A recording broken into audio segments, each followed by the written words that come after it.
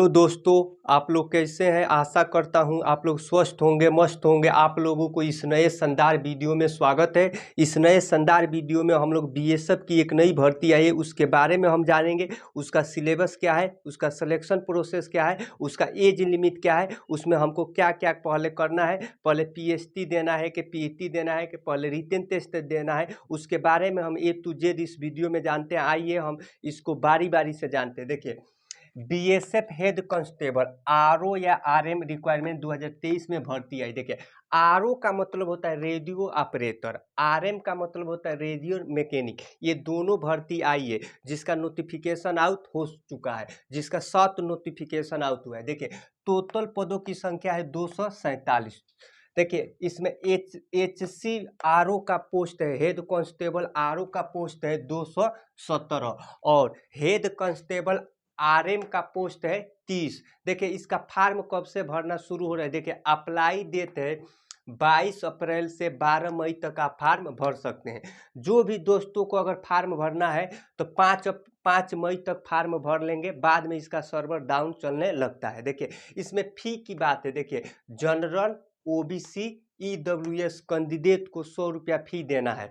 अगर फीमेल है, एससी है, एसटी है तो आपको कोई भी फी नहीं देना है। देखिए, एज लिमिट में देखिए, आपका एज 12 मई 2023 तक होना चाहिए। इसके बीच में 12 मई 2023 तक आपका मिनिमम एज 18 वर्ष होना चाहिए, तभी आप इस फार्म को भर सकते हैं। अगर देखिए, अगर आप जनरल कैंडिडेट हैं तो आपका एज मिनिमम 18 वर्ष और मैक्सिमम 25 वर्ष होना चाहिए। देखिए, आपका डेट ऑफ बर्थ होना चाहिए 12 मई 1998 से 12 मई 2005 तक आपका डेट ऑफ बर्थ इनके बीच में होना चाहिए, या इतना तक होना चाहिए, तो आप जनरल कैंडिडेट हैं तो आप फार्म भर सकते हैं। अगर आप ओबीसी कैंडिडेट हैं तो आपको 3 वर्ष की छूट दी जाती है। तो आपका मिनिमम एज हो गया 18 वर्ष और मैक्सिमम एज हो गया 28 वर्ष। देखिए, आप 12 मई से 1995 से लेकर 12 मई 2005 के बीच तक आपका जन्म हुआ हो या इतना तक हुआ हो तो आप फार्म भर सकते हैं, अगर आप ओबीसी कैंडिडेट हैं तो। अगर आप एससी और एसटी कैंडिडेट हैं तो आपको 5 वर्ष की एज में छूट दी जाती है। तो आपका मिनिमम एज 18 वर्ष होना चाहिए और मैक्सिमम एज आपका 30 वर्ष होना चाहिए। देखिए, आपका एज लिमिट कब से होना चाहिए, 12 मई 1993 से 12 मई 2005 तक आपका डेट ऑफ बर्थ होना चाहिए। देखिए, इसमें क्या क्वालिफिकेशन है। देखिए, इसमें आपका क्वालिफिकेशन है 12th पास होना चाहिए। देखिए, 12th पास होना चाहिए, जिसमें आपका सब्जेक्ट होना चाहिए पीसीएम। पी से हो गया फिजिक्स, सी से केमिस्ट्री, एम से मैथ। माने आपको 12th पास होना चाहिए, जिसमें फिजिक्स, केमिस्ट्री और मैथ होना चाहिए। और ये पूरा ओवरऑल मिलाकर आपका 60% मार्क होना चाहिए, तभी इस फार्म को आप भर सकते हैं। देखिए, अगर आप 12th फिजिक्स, केमिस्ट्री, मैथ से नहीं है तो आप इस फार्म को नहीं भर सकते हैं। देखिए, अगर आप 12th नहीं किए हैं तो और इसके अन्य भी क्वालिफिकेशन है। देखिए या करके 10th पास प्लस आईटीआई होना चाहिए। अगर देखिए, कई दोस्त तो होते हैं कि 10 के बाद केवल आईटीआई करते हैं, तो अगर 10 के बाद आप आईटीआई किए हैं तो इस फार्म को आप भर सकते हैं। देखिए, इसका सैलरी जान लेते हैं। देखिए, इसका सैलरी आपका लेवल 4 का मिलेगा।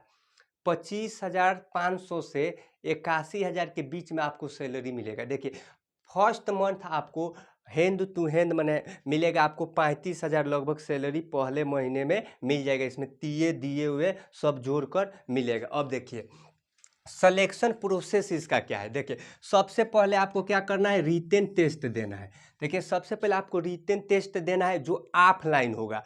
इसमें ऑनलाइन फार्म आप एग्ज़ाम नहीं देंगे, आपका ऑफलाइन ओएमआर सीट पर एग्ज़ाम होगा। उसके बाद से आपका पीएचटी और पीईटी होगा। जब पीएचटी और पीईटी हो जाएगा तो आपका डीवी माने डॉक्यूमेंट वेरिफिकेशन होगा।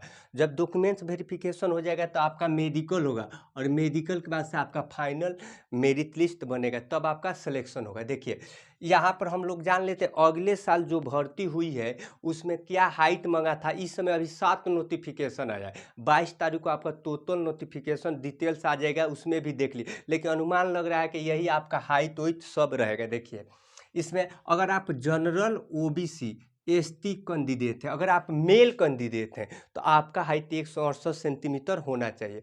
अगर आप एसटी कैंडिडेट हैं तो आपका हाइट 162.5 सेंटीमीटर होना चाहिए। देखिए वहीं पर आप जनरल, ओबीसी, एससी, अगर आप फीमेल हैं तो आपका हाइट 157 सेंटीमीटर होना चाहिए।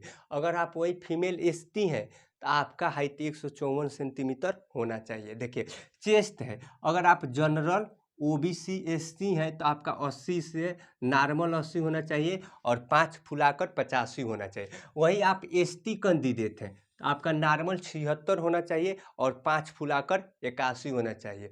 और इसमें फीमेल का चेस्ट नहीं नापा जाता है। वहीं देखिए रनिंग के बात है, देखिए अगर आप कोई भी कैंडिडेट है, general, OBC, EWS, SC, ST, तो आपको 1.6 किलोमीटर दौड़ना है। 1.6 किलोमीटर दौड़ना है, आपको टाइमिंग दिया जाएगा 6.5 मिनट में 1.6 किलोमीटर दौड़ना है। अगर वहीं पर आप फीमेल कैंडिडेट हैं, SC, ST, OBC, general, EWS, तो आपको 800 मीटर दौड़ना है। आपको समय दिया जाएगा 4 मिनट में आपको 800 मीटर दौड़ना है। देखिए अब इसके सिलेबस के बारे में जान लेते हैं। देखिए इसमें सिलेबस है, देखिए आपसे फिजिक्स पूछा जाएगा, मैथ पूछा जाएगा, केमिस्ट्री, इंग्लिश और जीके पूछा जाएगा। देखिए फिजिक्स में आपको 40 क्वेश्चन पूछा जाएगा, जो एक क्वेश्चन 2 मार्क के होगा तो आपको 80 मार्क होगा। देखिए मैथ आपको 20 क्वेश्चन 40 मार्क का पूछा जाएगा। वहीं पर केमिस्ट्री आपको 20 क्वेश्चन 40 मार्क का पूछा जाएगा। इंग्लिश और जीके माने दोनों मिलाकर आपको 20 क्वेश्चन 40 मार्क का पूछा जाएगा। देखिए टोटल आपका 100 क्वेश्चन रहेगा, 200 मार्क का रहेगा। देखिए अगर आप इसको तैयारी करना चाहते हैं बीएसएफ के तो आपको फिजिक्स मजबूत करना होगा। अगर देखिए फिजिक्स सबसे ज़्यादा 40 क्वेश्चन है 80 मार्क का, अगर आपका फिजिक्स पर अच्छा पकड़ है तो इसमें आपका रिजल्ट हो जाएगा। देखिए इसका टाइमिंग आपको 2 घंटे के लिए मिलेगा, आपको टाइम 2 घंटे के लिए मिलेगा और इसमें निगेटिव मार्किंग होता है, 1/2 निगेटिव मार्किंग होता है।